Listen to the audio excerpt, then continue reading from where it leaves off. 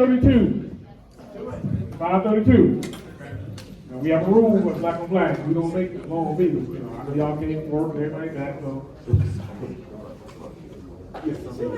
So look, we have a very full agenda, and I promise you, we're going to get out of here.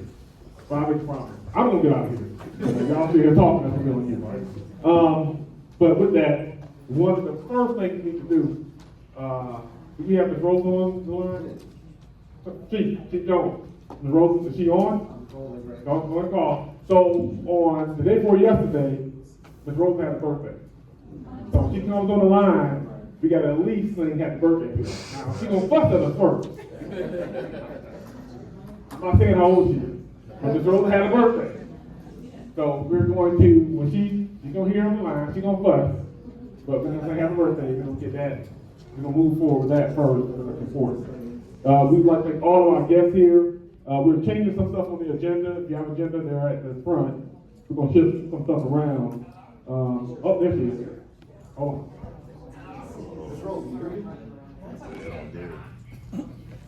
Hey, Ms. Rose. Hey, how you doing? I am good. So we want to say happy birthday to you. So ready for it? Yeah. 1, 2, 3.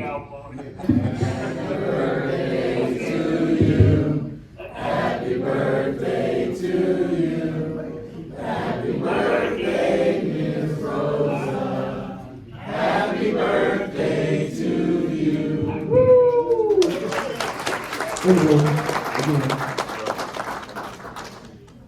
We're going to keep you on, Rose, okay? All right. So one of the things that we do on September 25th, there's a major change in our community in the state of Florida that allowed open carry. And I have our executive director, Ms. Rebecca here, and Glenn Bryan here from our office.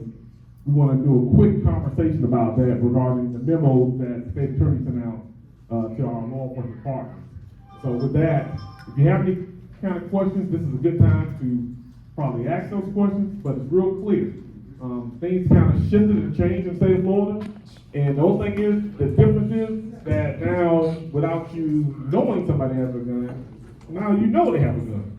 That's really the big change, right? So, Rebecca, you want to come up, or Glenn? Which one? Okay, Glenn. I'm not coming up and closer to the speakers.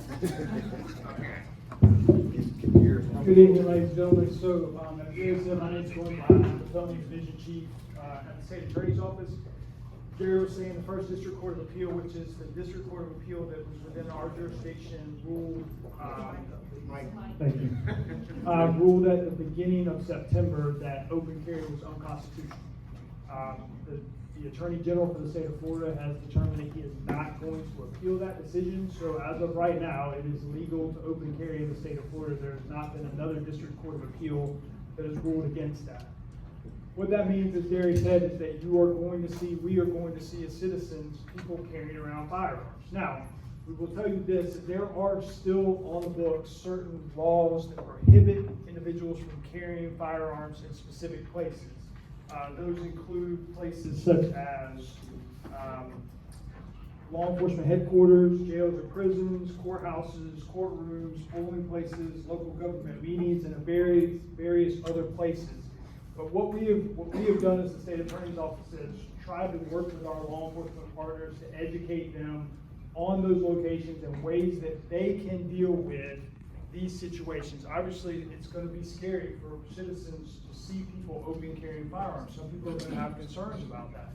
And so what we've talked about is there are situations or ways that we can deal with that. The primary one is that private entities such as businesses, private property owners can prohibit individuals from open carrying on their premises. And so what we would suggest that those individuals do if you have a situation like that is you contact law enforcement, you tell these people you don't want them on your property, you don't want them on your business. And what we've tried to do is educate law enforcement that once you disclose to those individuals, hey, we don't want you here, then they can ask those people to leave, and if they refuse to do so, then they can be arrested for trespass or armed trespass. That is one way that we have kind of thought of how law enforcement can deal with these situations rather than arresting someone for open carry, because obviously that's no longer on the books. Does anybody have any questions about that at all? Yes, sir. Would you advise them to, have a sign that indicates, hey, no guns and allowed in my place of business, et cetera? I certainly think that would be a wise choice, especially if that is the decision that the property owner or the business owner has made. I think that puts people on notice, and certainly, that may kind of de-escalate the situation. But, there are going to be people that test this. The reason why this law came about, there was a citizen who happened to have a sidearm on his waist. He had like a shirt that was supposed to be covering it, but wasn't completely covering it. And he ended up being arrested, and he challenged that, and that's kind of how we came by this decision. There are going to be people that may challenge this. When they go into your business, they go onto your property, they may challenge the fact that you were asking them to leave. But you ask them to do so nicely. If they refuse to do so, then I would suggest that law enforcement be contacted. Yes, sir. So how do it pertain to churches? Churches are not currently, let me make sure that I'm not giving wrong information, sir. Yeah, it's subsection 13. Thank you, yes. So subsection 13 prohibits them from doing so. Yeah, it would fall under private property rights. So if the church does not permit it, then it would be the same as any other private business. Does that answer your question, sir? Yes. Unless, of course, the church has a school at the church, which changes the rhetoric, right? If there's, and does that matter if the school is not in session? It wouldn't, and these are all questions that may end up being litigated. Of course. I thought I saw another hand. Yes, ma'am. I'm having a hard time trying to even grasp this. So I could just see someone walking down the street and they could have a gun in their hand. Yes, ma'am. Now, we obviously, we don't make the law, we just have to enforce them. However, law enforcement, now this doesn't allow all people to start carrying guns around. If they are exhibiting them in a rude, angry, careless manner, then law enforcement could possibly make an arrest in that situation. If the person is convicted felon, law enforcement can make an arrest in that situation.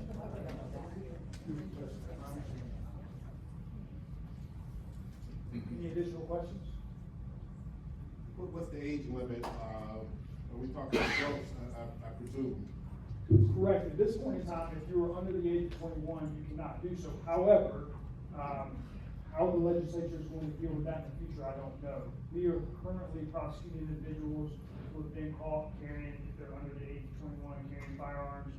There are also other prohibitions, again, such as if you've been convicted of an 893 offense, which is a drug offense, if you've had a domestic violence offense. Those are certain things that law enforcement could look at to determine whether or not. But just looking at someone on their face, you're not going to know whether or not they've had that criminal history. So it may be a situation where they become involved in them for other reasons, and then once they start running that history, they can determine that the person may be prohibited from carrying firearms because of their background or some other things. Thank you. Yes, sir. Yes, so does the homeowner or the business owner need to give a reason why that person's not welcome, or just say you're not welcome? No, just saying that they're not welcome is not enough. Yes, sir. Is not enough? Is Is it? enough. Okay. Correct. Anything else? Okay, thank you very much. Thank you, Glenn. So for my church, we place on every door at church. We place notice on every door citing the statute that we didn't want to hear, so we can avoid our members having that conversation. So that was one thing that we did already. So again, thank you for that. Any other questions, feel free to contact my office. Again, it's the law and it's their rights. So we're not, that's the right to have it. So it's a conversation to be had, we can have it more. With that, we're going to move to announcements. I know we have several announcements that we need to have here. I know one from my office that we're doing our office tailgate for law enforcement. That will be on next Friday. Thank you, Sheriff. Sheriff will be there. So next Friday in the parking lot, you're welcome to come out to the office of the state attorney for our annual tailgate. With some good fellowship, some good food. Come out and make sure. I think we'll start at. Starts at 11:30. It's October 10th, not this Friday, but the following Friday, 11:30 to 1, and we'll have take-home containers if you just wanna stop by and grab it. So that's a new thing, take home containers, so I can Rosa do something said, else okay. So let you come and have a good time to eat. So, for announcements, before we get over to Brittany, and announcements.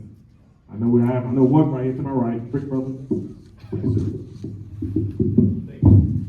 Thank you, Chief Jones, for inviting me to come in tonight. I'm with Big Brothers Big Sisters. My name is Eric Bettis. I have some flyers on the table, and I hope to be back at another meeting to share more about mentoring opportunities for our kids here in Alachua County. Thank you. I'm not sure. My be ready next Friday. All right, next Friday, we're gonna do it, all right? Okay, from Noble, we have the Noble National President here. Good evening. My name is Renee Hall. I am the president of NOBLE. That is the National Organization of Black Law Enforcement Executives.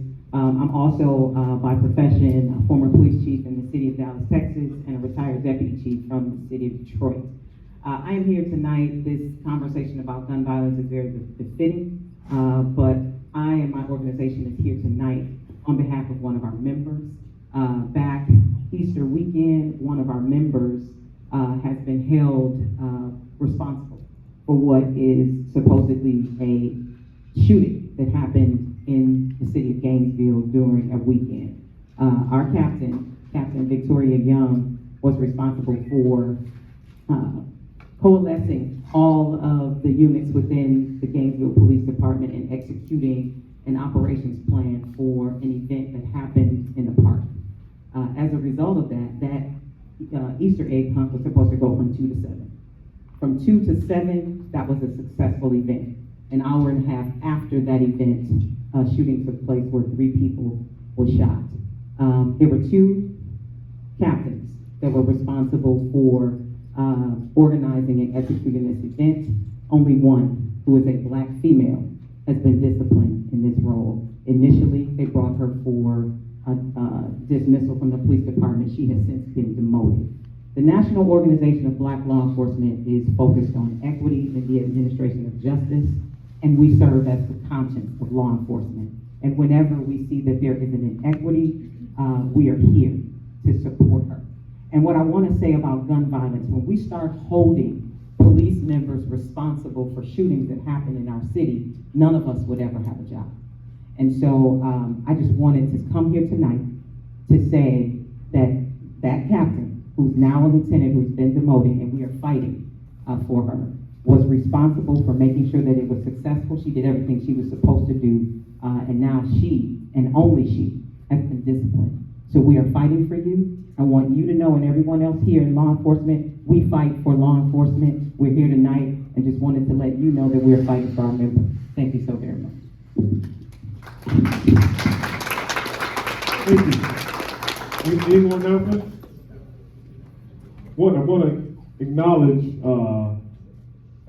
few folks that are here as well from the Office of the Sheriff of Alachua County, Sheriff Chad Scott, and the other sheriff.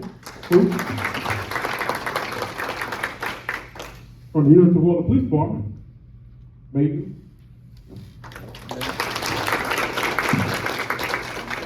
The Judiciary, active former state attorney. Your Honor, you gotta stand up, raise. School Board Member Tina Thurman. And of course, the house we're in right now, we have Chief Nelson Moyer. And of course, the board for the Black and Black Crime Task Force, there's Rosa, and of course, Carl Smart right here. Okay, man? I see a couple of County Commissioners are here. Commissioner Chuck Chestnut is here, who's the chair of our county commission. Also, I saw there's another. Anna Prizia is back there. Any other elected officials? High Springs? Oh, yeah. Commissioner Williams, would you stand and wave your hand there so everybody can see you? Mayor High Springs. I'm tired, but not tired. The police chief of High Springs. Antoine Shepard is here. Is he here? Yes. Thank you, Chief, for being here. And everyone, thank you for joining us this evening on behalf of Ms. Rosa Williams. Normally she would be here, and she's dealing with some health issues, but she's been getting better. She's here. And we just want to continue to make progress. She's here on the phone. She's on the phone, absolutely. That's why I'm here. So we look forward to her return sometime soon. Now we move into our second part of the meeting. The second part of the meeting is a town hall meeting on gun violence prevention. And so that's a subject that's important to all of us. We certainly want to hear from you. City and the county have been working together on this issue, city and the county and Santa Fe College. And so we formed that alliance, and we have secured a consultant to work on putting together a strategic plan. Here today with us, Renee Scott is going to walk us through it. But Brittany Coleman, who is the Gun Violence Prevention and Intervention Manager for the city of Gainesville, all of that, will get us started. Good evening, everybody. Like Mr. Smart said, my name is Brittany Coleman. I'm the Gun Violence Intervention Program Manager with the City of Gainesville. I oversee Impact GNV, which is the city's umbrella for gun violence prevention under Gainesville Fire Rescue. And I see Chief Hillhouse in the back, Fire Chief Hillhouse in the back, and thank you for his leadership. I look out across the room today and I'm very humbled. I am very grateful. I know the Black on Black Crime Task Force has been in this community for a very long time, doing a lot of good work, and so I'm appreciative for their hosting us today, Chief Moya for allowing us to use the police department. I'm very excited for this next phase of our work. Thanks to the Children's Trust of Alachua County, we were able to partner with DPI LLC Consulting, and you'll see Ms. Renee Scott on the screen here. She, in a minute, is going to lead us through a discussion. A couple of things, you see me with the microphone. I think the next part of this will be recorded so that Ms. Renee can look back on the feedback from the community, from you all, our stakeholders, and use that as we formulate a strategic plan moving forward. So very important that we use the microphone as she leads us through this conversation. If you have something you would like to add, some feedback, a question, please raise your hand. And I will get to you with the microphone, but it's very important so that she can hear you, our recording can pick you up, and for folks in the room who want to participate in the conversation as well. So I will turn it over to Ms. Scott to announce what the strategic plan looks like, who DPI is, and the timeline for what we hope to accomplish with this initiative. Ms. Scott? All right, can you hear me okay? Yes, we can hear you. Okay, perfect. I am trying to share my screen, and so I'm sending a request, so I think Brandy probably has to give me permission to share my screen. I do just have a few slides to share on how we...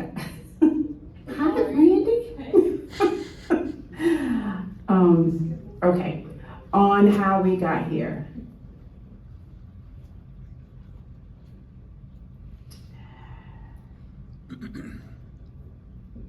All right, you all just let me know when you can see my screen.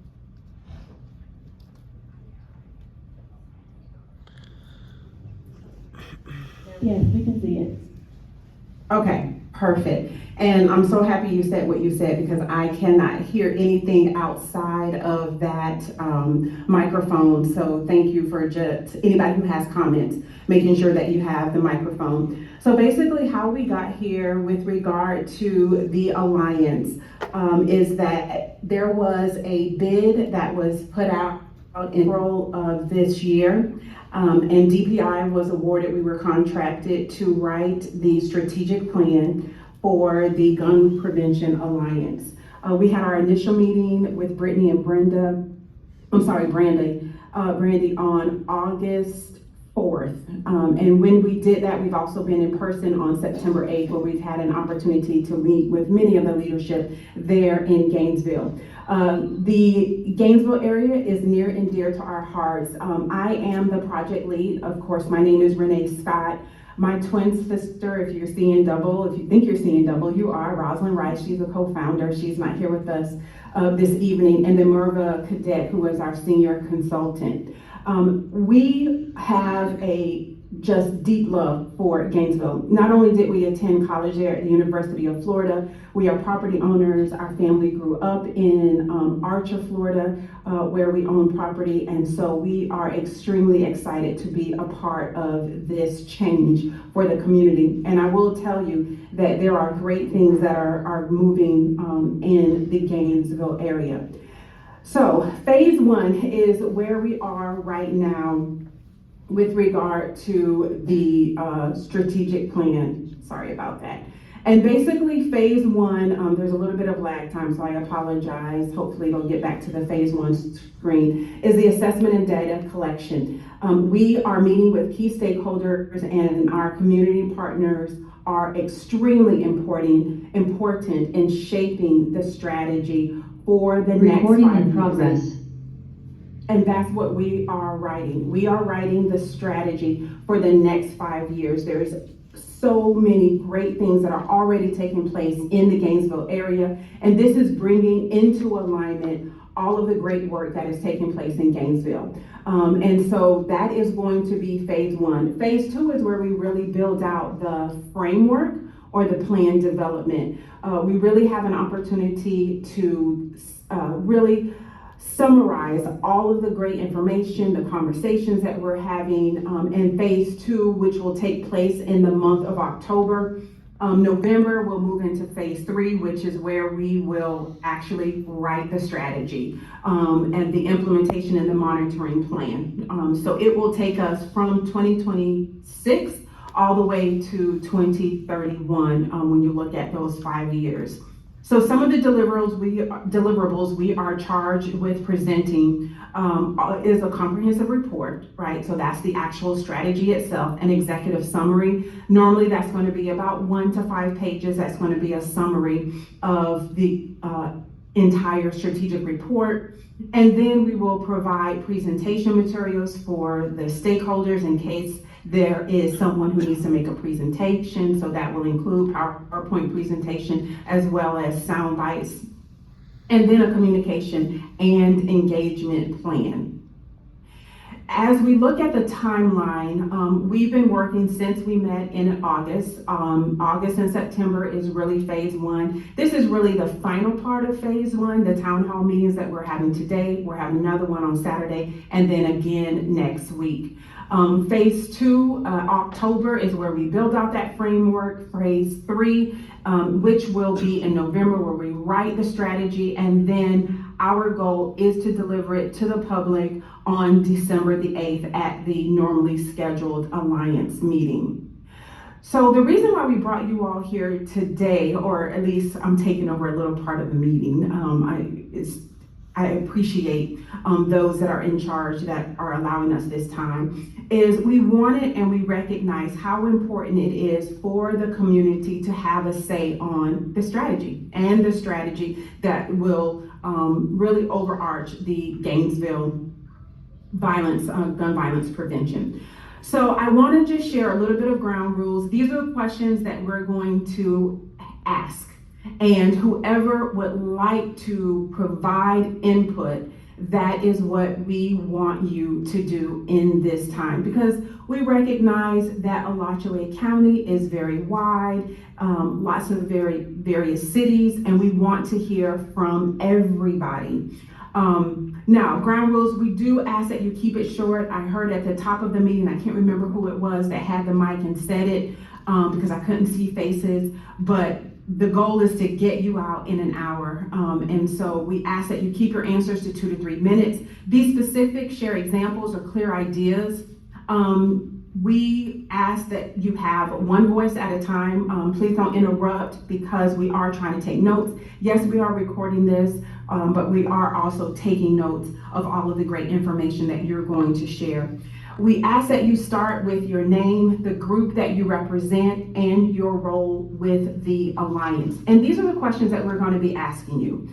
So we're going to ask, what role do you and your group play in the Alliance's work? So giving us just a little bit of a brief history of your organization. And then the second question is, outside of reduced gun violence, right? Because we all know that that is the goal.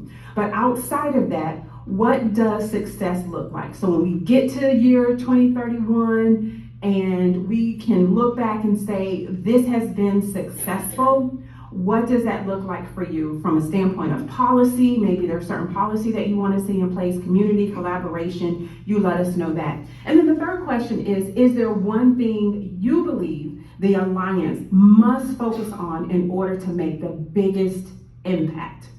And so really, I am now going to turn it over to whoever wants the mic to introduce yourself and then answer these 3 questions, and we'll just kind of go from there. Are there any questions before we get started, though? And I just want to set a little bit, thank you so much, Renee, set a little bit of context for the Alliance for folks who may not be as familiar with that. Like Mr. Smart mentioned at the beginning of this, the city, the county, and Santa Fe College have entered into an agreement together as we move forward in addressing gun violence prevention, and we call that collective agreement the Alliance. And so we meet every month at an open meeting for stakeholders, the second Monday of every month at 5:30. Those meetings are convened by Santa Fe. I know many of you have joined us. And so when Ms. Scott says the Alliance, we're talking about our collaborative Alachua County plan to move gun violence forward, because this truly is collaborative between the county, the city, and Santa Fe College. So it is open now to anyone who might want to answer a question. Maybe there's a question that you thought of that you want to speak to. So I'm not a member of Gainesville, but I think my one question is, have you identified what is actually causing your gun violence? Because in order for you to reduce it, you probably need to identify what is causing it. In law enforcement, we understand that poverty is a direct correlation to crime and some of the gun violence. So identifying what is actually causing the gun violence, what group is committing, what age group, what area of the city is it most prevalent in, and that, I think, is where you have to begin. Thank you so much for that. Is that a question for me? I can definitely answer. Of course, Brittany, I know that this is kind of your lane of brilliance, but I can tell you from the information that we've received, which was a synthesized report of all of the activities that have taken place. There sits inside of that report a breakdown of the different areas that have been impacted, the different types of violence, specifically when we saw, I want to say it was 22 to 23, and I apologize, I'm going from memory, and there's a lot of data that we've taken a look at. What you found is that 70% or close to 70% of that which had taken place was due to self-inflicted gun wounds. And so it does break down the cause or the reason, whether it was a crime. It states the area. That report, I believe, is publicly on, I can't remember what website, Brittany, maybe you, because I know you directed me to it. It is on a website, and it is a summary of that information that you're asking with regard to the reasons why. Now, we do recognize that there are some foundational issues because poverty comes into place, also access to health care, things of that nature. But as far as the reason whether it was a crime, self-inflicted, that has been noted in that report. I don't remember specifically the website, but I will find it and send it to Deborah so she can send it out to the listserv. Yes.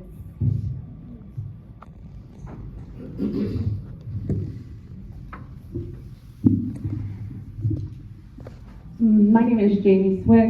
I'm a concerned citizen, so I don't have a group, but I do show up for these meetings. Outside of reduced gun violence, the thing that I would really like to see in my community is a sense of pride within young black males between the ages of 15 and 24. I feel that they have lost a sense of themselves, and I think that we're seeing that played out in gun violence against themselves, and then gun violence against their peers. So many of the issues that we're experiencing in our neighborhoods pertaining to gun violence is a result of issues that have started on school campuses. So at middle schools and high schools, and then we're even seeing it happening at elementary schools as well. And so providing some outlets for some healthy competition within these deeply impoverished communities, I think could be very contributing in helping them to establish healthy ways to deal with competition and also help them to establish a healthier self-impression of themselves, so that we're not having these acts of gun violence, because I do believe that there is a component of this that is suicide, to where these young men are engaging in this gun violence and they're knowing that they're not going to win the fight that they've started, but they at least feel that they can die with street cred. And so that's tragic, and that's a result of us as a community not making them feel like they're valuable. So I would like the Alliance to make sure that that's included in the report, please. Thank you. And did you say your name was Jamie Swift? Swift. Can you spell that? Yesterday is SWICK. I'm a 6th generation ACR. Thank you, Jamie, for your feedback. You gave a lot of suggestions. Is there one thing that you believe that would have the most impact based on what you've seen in your community? Yes, I think the competition component of it is something that's really needed. So more organized activities with the community where we are showing up and supporting healthy competition. So, outside of just, sports, there's other things that we could use for competition. Comedy, stand-up competitions, but giving these young people outlets to demonstrate themselves in all different ways. And we have so many resources here to make that possible. We really just need to collaborate it. Thank you.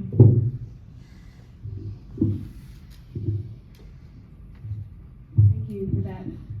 Any other questions? So we've got law enforcement in the room, we've got social service agencies in the room.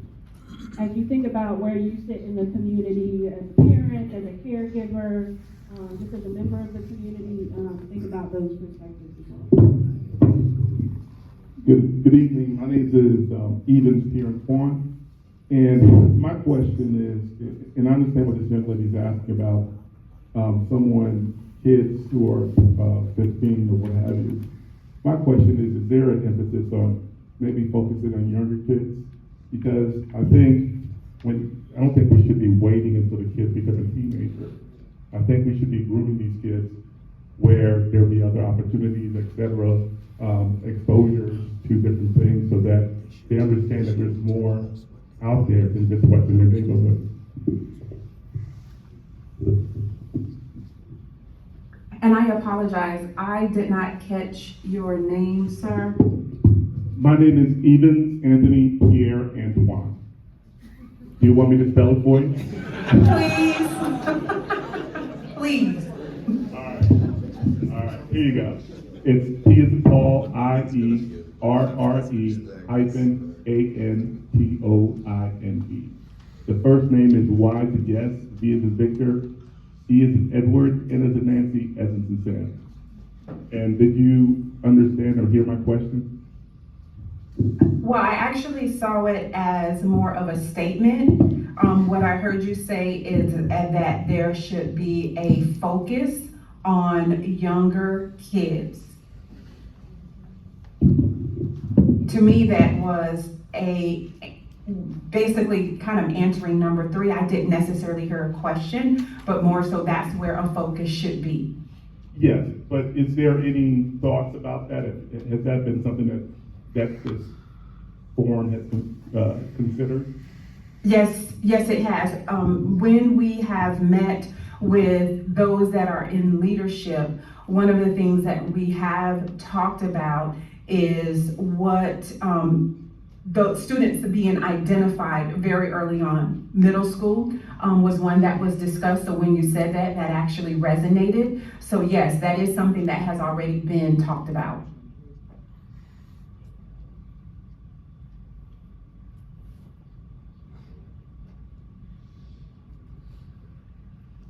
So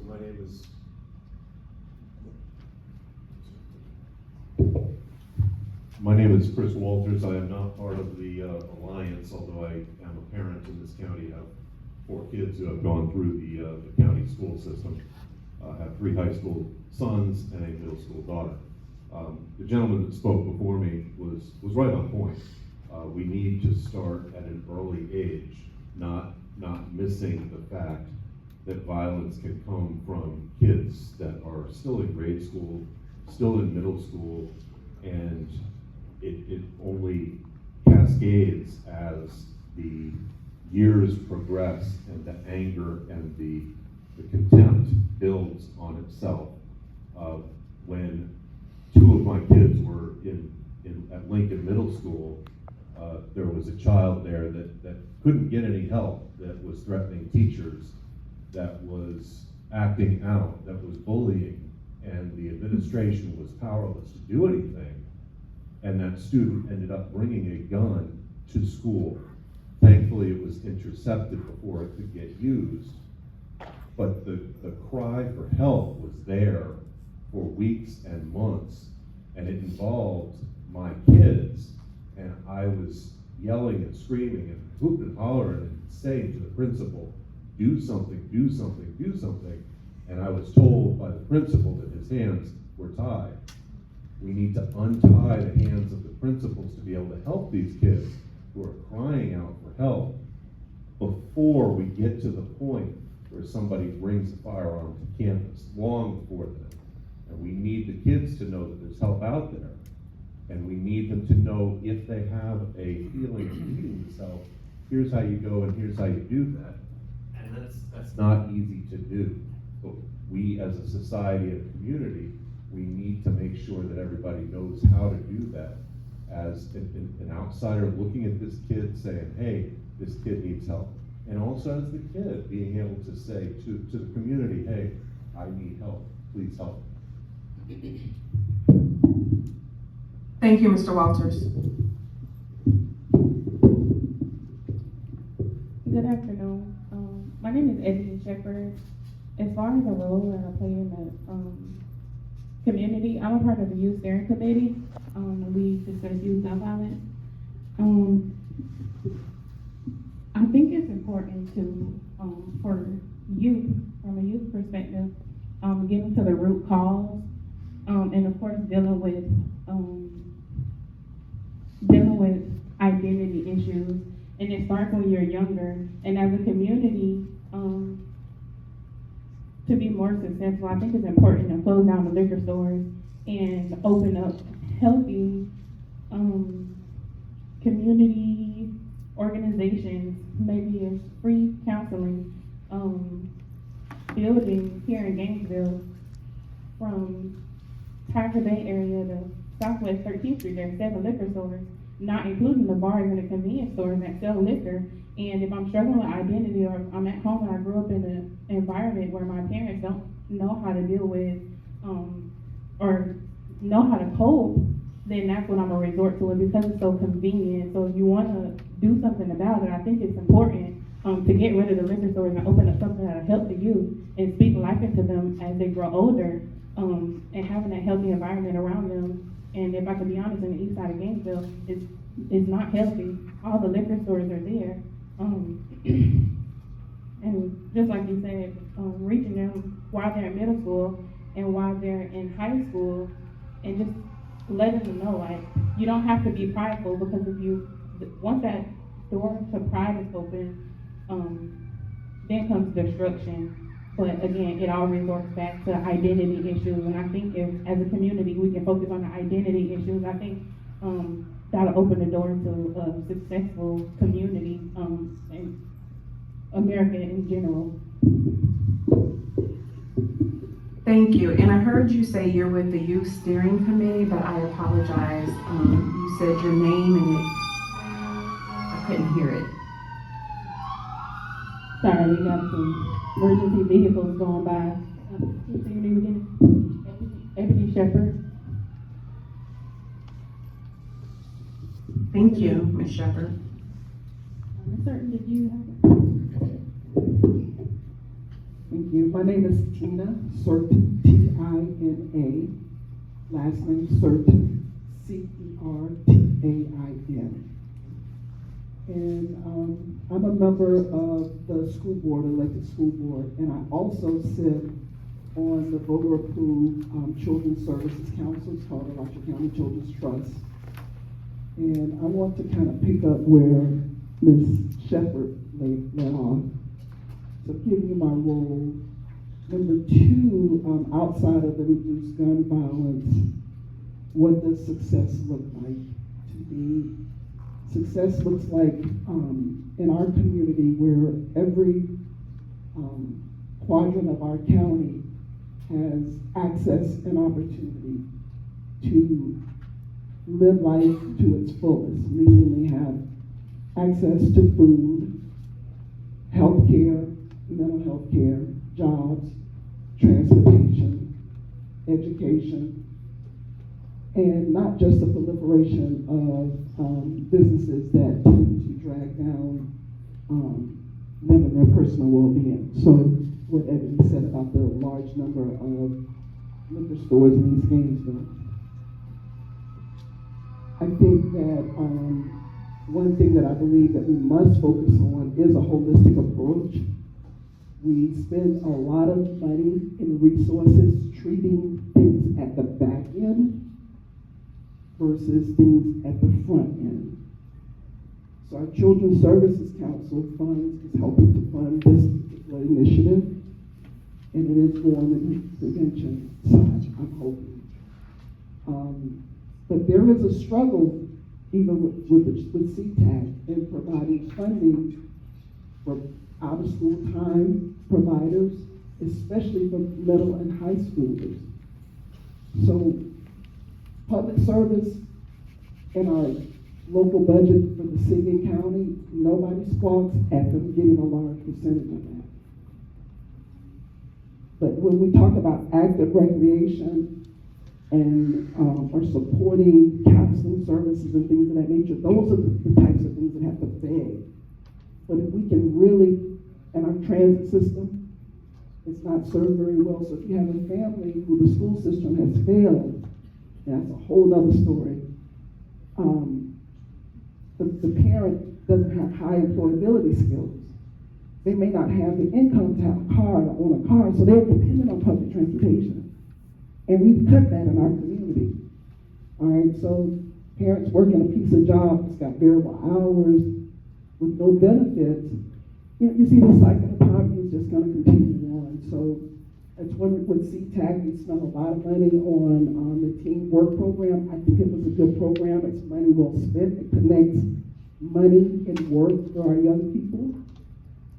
But that was a struggle. Increasing that budget was a struggle, Brittany, you know that. So for me, success would look like us providing our young people and their families, because we can't just help the children. We've got to, there's got to be something on the other end for that. But I think that providing folks with an opportunity, some of our kids, as someone said, they lost hope, but it's a lot. This is a multi-pronged problem. And I want to know where that report is. If you could get that for us, Brittany, to tell us the report that she referred to, Renee referred to earlier, I appreciate that. Yeah, 79% of gun violence being self-inflicted. Thank you.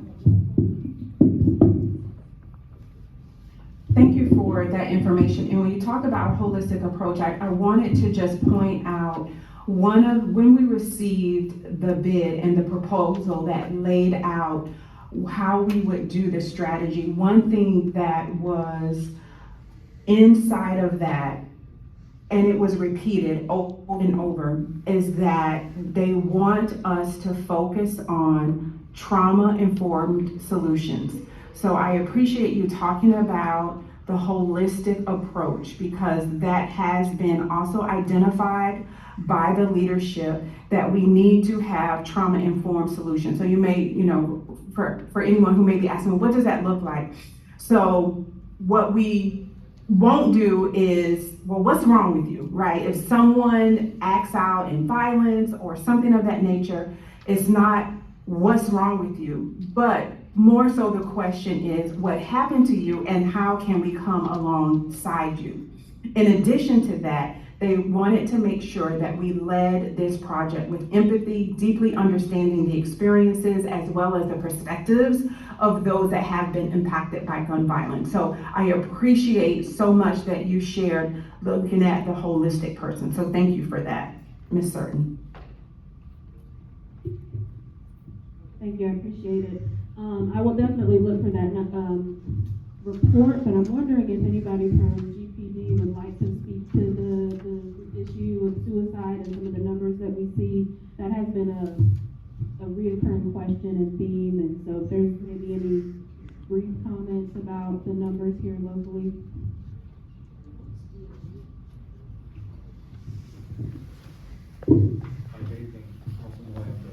So,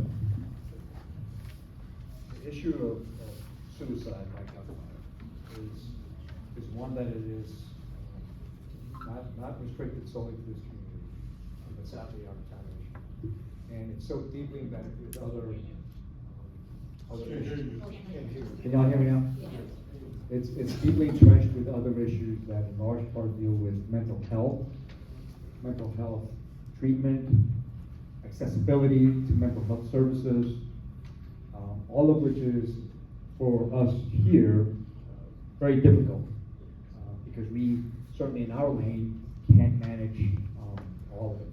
And when it comes to folks that are suffering from mental health illnesses such as depression, manic depression, those signs are very visible to those that are close to them.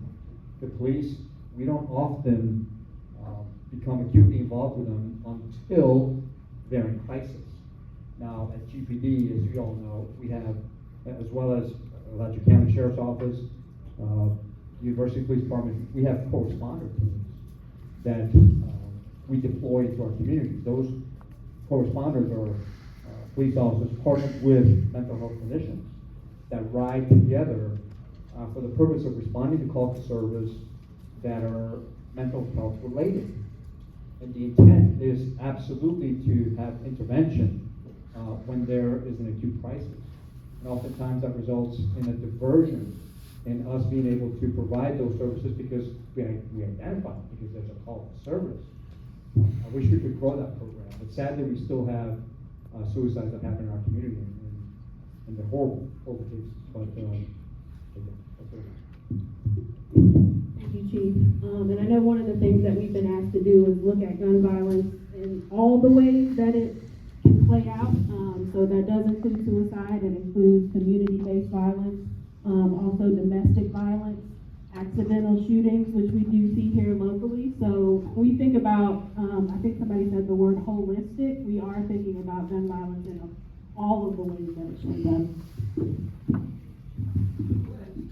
I was actually bringing her attention to you. Thank you so much. My name is Wendy Noon. I'm a therapist at Helping Hands for 20 years, and we do physical and mental health.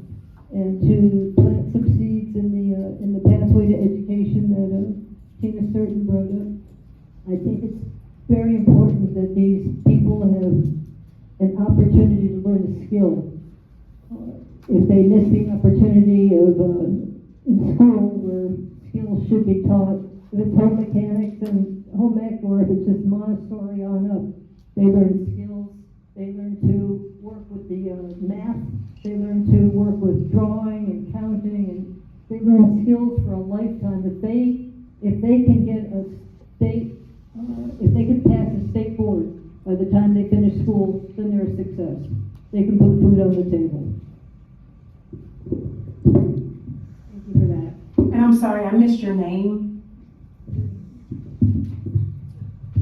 Noon, like afternoon.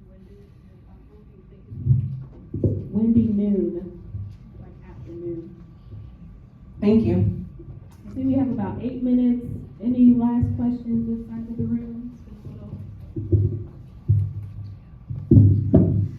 Thank you so much for doing this work. My name is Jeff Weisberg. I'm with the River Phoenix Center for Peace Building.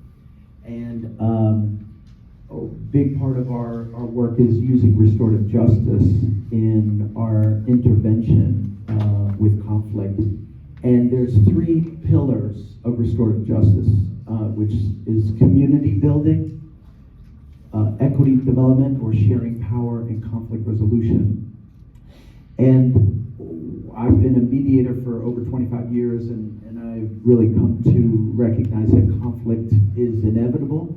It will show up in many different ways, and I believe that gun violence is often just a strategy to get a need met. So being able to help young people navigate conflict more constructively and to, utilize critical thinking more. So our brains are designed for simplicity, and gun violence, in my mind, is a simple answer. It's just power over. And yet engaging with other people to understand their perspective, to share your perspective, so that part of what I dare say is emotional intelligence, I think it's one of those areas that needs to continue to develop.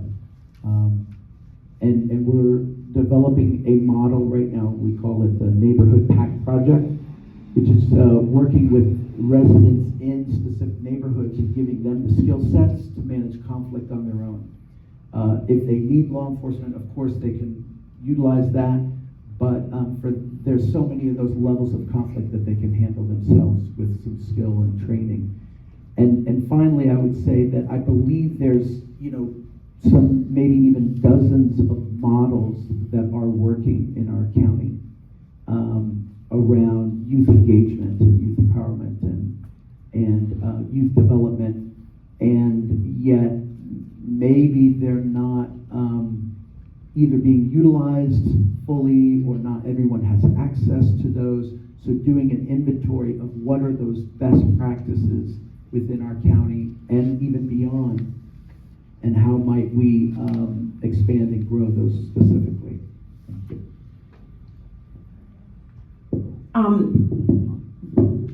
Jeff, what was your last name?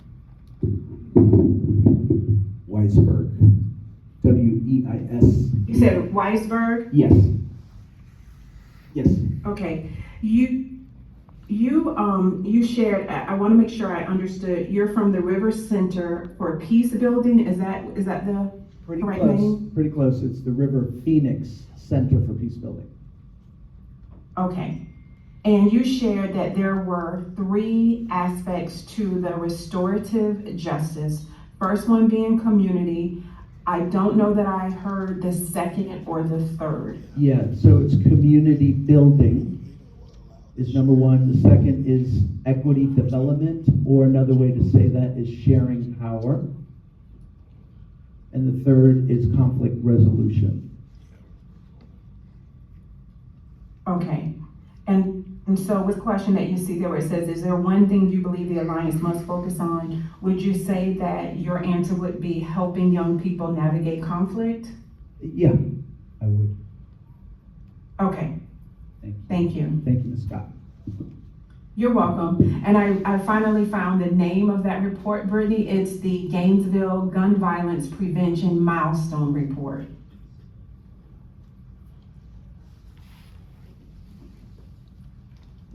My name is Hart Phoenix, and I am with the River Phoenix Center for Peace Building.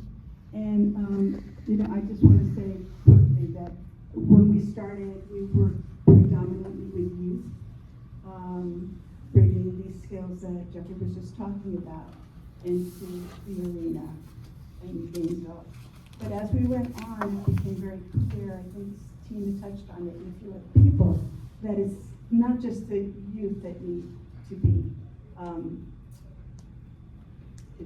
enforced with these skills. It's the adults, it's the teachers, it's law enforcement, it's the parents, it's the adults that we too have not learned how to exactly and righteously resolve conflict. We do it in many ways that can be very hurtful. So we are concentrating a lot more on those areas in schools, with teachers, changing the whole culture. Same thing, you know, GPD and ASO and Santa Fe College and UF have been very generous with our coming in and doing case use dialogues. It's been so amazing to watch what can happen when people that don't really understand each other can get together and actually have these circles of conversations and deep listening and start to realize our one common humanity. I think that's what's missing, and that's where we have found over 13 years being here, that focus on that area has not only assisted in changing the lives of adults of all kinds, but also youth. So little by little, I think that we can develop and support more of that work that's being done in after-school programs and many other places. Thank you.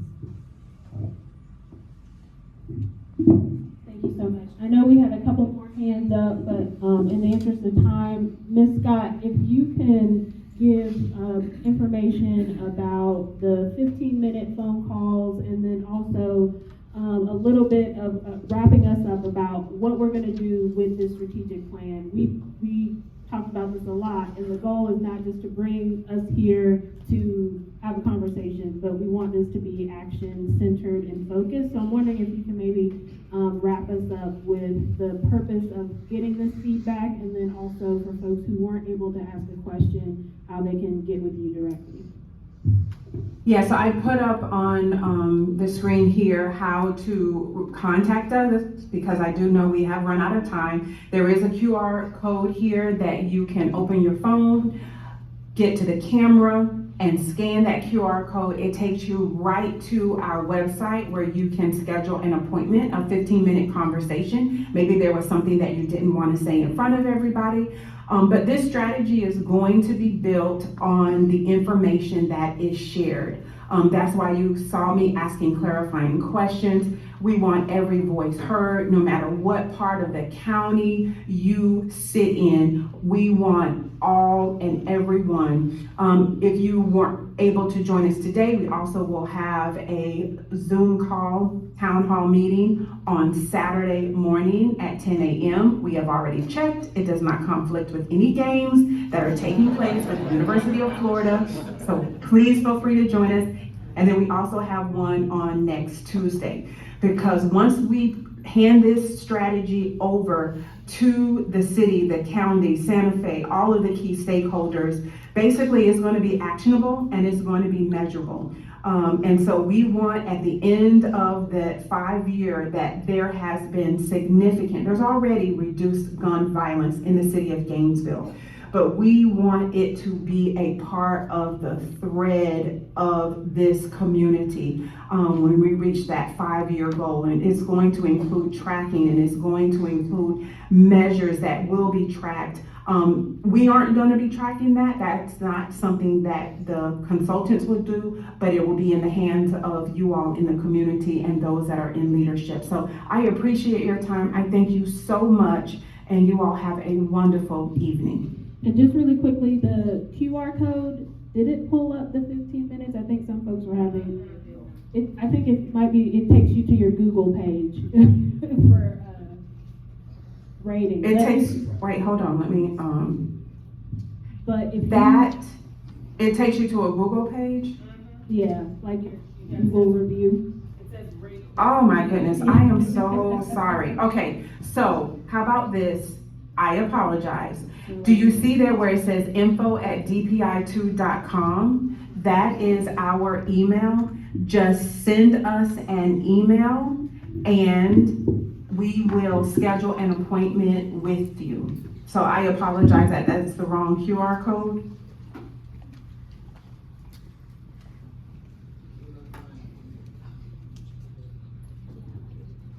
So you can email us at info@dpi2.com, or you can visit our website, dpi2.com, and there is a place on our website where you can schedule an appointment. So either way, it will work. All right, thank you, Ms. Scott. Any more questions for that? Great, so, one thing I know he said that gun violence in Gainesville, a lot of counties, it is down as far as juvenile goes. However, everyone can tell you that possession of firearms and guns are still a thing.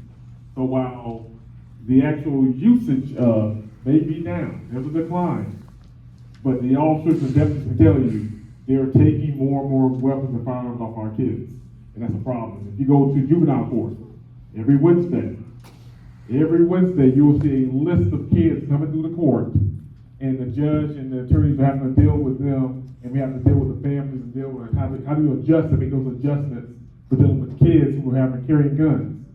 Now, mind you, we just went through the conversation with Mr. Bryan to talk about, you have to be at least 21 years old. So 18 is going hunting, right?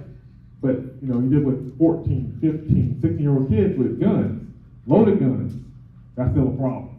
So that means they need our attention because there's a reason why that's happening, okay? So let's not forget about that portion of it as well. So I want to do is, Chief, you want to say anything, closing thoughts? Sheriff, you want to say anything?